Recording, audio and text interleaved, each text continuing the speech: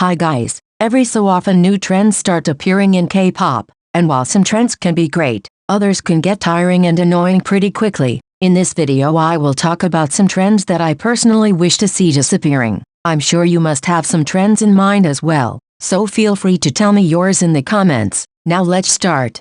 The first trend that I think should disappear right now is Y2K. The thing is, I like Y2K styling and aesthetics, but as of right now there are way too many groups using Y2K inspired aesthetics in their music videos. I liked it when it was only New Jeans that did it, but now that so many artists are doing it, it's starting to become boring. I know that New Jeans were not the first K-pop group to use Y2K elements in their music videos, but they were the ones who brought this style back in 4th gen. It felt new and fresh because nobody was doing it in this generation. I don't blame companies for giving their groups this concept. Seeing New Jeans' success, it makes sense for companies to try and follow the Y2K trend, but I just hope it will stop. Some of you might say, but what about a concept like Girl Crush that is so common, even more than Y2K? And I have to say that at least the Girl Crush concept is more about the lyrics and the vibe, not so much about the aesthetics. For example, Tomboy by Idol is a girl crush concept, but it's very different from another girl crush concept like Kill This Love by Blackpink, for example. The vibe might be the same, but aesthetic-wise it's completely different, whereas Y2K tends to rely on the same type of styling most of the time, and that's why it feels much more repetitive compared to other concepts, hence why it's starting to get tiring. Using 5th gen as a marketing strategy, this annoys me to no end. I think we can all agree that 4th gen is still ongoing. The biggest K-pop groups are still 3rd gen groups, and it was only in the last 2 years that we've seen 4th gen groups really starting to take over. 5th gen is not near at all, and it pisses me off how some companies and some news outlets are calling groups like Zero Base One and Boys Next Door as 5th gen. They haven't even debuted. How can we know if they will bring something new to the table? Maybe they will be just like any other 4th gen group out there. So how can we even put them in a different generation? And even if they did something completely different, 1 or 2 groups alone cannot kickstart a generation. It's so ridiculous how some people are legit thinking of these groups as 5th gen. They're only doing it so that they can claim their faves were the first and 5th gen to break a certain record and things like that. It's also a marketing strategy from the company's part, but it's so pathetic, and hopefully K-pop stans won't be so gullible to believe these narratives.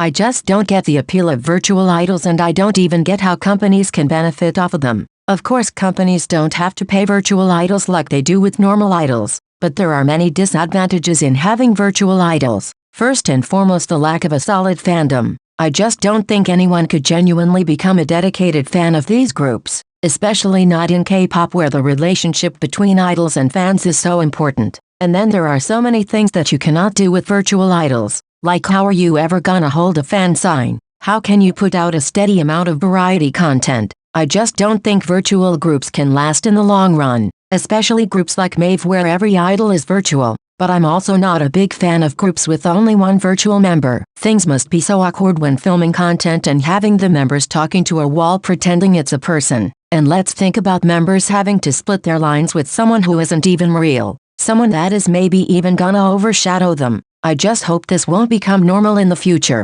Single albums. I cannot express how much I hate single albums. I'm okay with mini albums with only 3 or 4 songs, but single albums should honestly just disappear. Companies keep on giving their groups single albums because they know K-pop stans eat everything up, so companies can make tons of money by releasing single albums with minimal effort. Some single albums gave us so many amazing and iconic songs, so I can't even totally complain, but I just wish they weren't as common. Correct me if I'm wrong, but in the past K-pop groups didn't come out with these many single albums. And it was way better because nowadays you see groups that have been around for a year and they have something like 5 songs.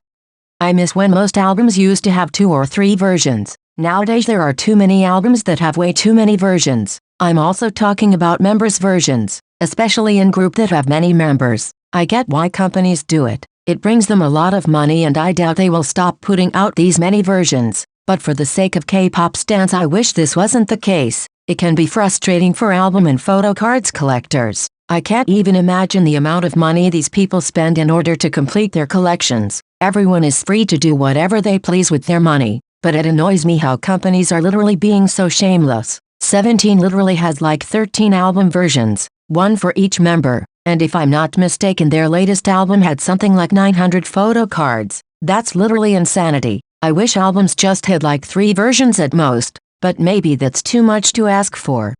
Well, these were some recent trends that I wish disappeared already, some of them more than others, especially the 5th Gen one. But anyways, let me know what you think and if you also find some trends to be particularly annoying. Thanks for watching. See you in the next video.